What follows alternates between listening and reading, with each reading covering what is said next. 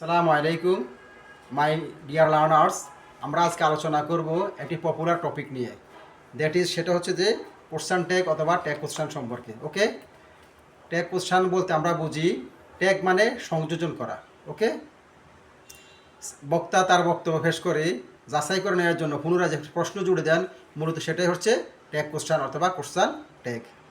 মাই learners, যে আমরা tag question সম্পন্ন করতে হয় তার আমরা কিছু ফান্ডামেন্টাল রুল ইউজ করতে হবে আমাদেরকে। আমরা রুল ব্যবহার করে রুল ফলো করে আমরা এই কোশ্চেন ট্যাগ সম্পন্ন করব। নাম্বার 1 রুল হচ্ছে সাবজেক্টের প্রোনাউন বসবে, অর্থাৎ সরাসরি সাবজেক্ট বসবে না, এর প্রোনাউন বসবে।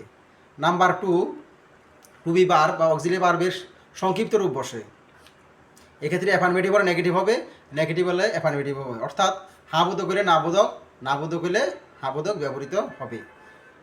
For example, he is a good boy, এটা ট্যাগ কোশ্চেন হবে isn't he.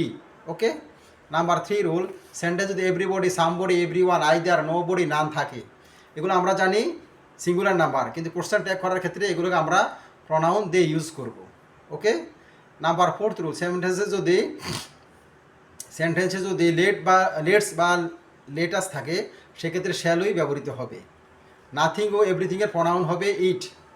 First person singular number যদি এম বসে, এক্ষেত্রে অ্যাফার্মেটিভ হয়, এখানে এম নট আই না হয়ে ব্যবহৃত হবে আর অ্যান্ড আই।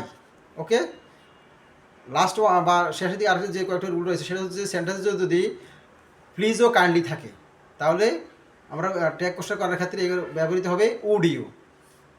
আর যদি শার্ট আপ থাকে সেক্ষেত্রে ব্যবহৃত হবে কুড ইউ।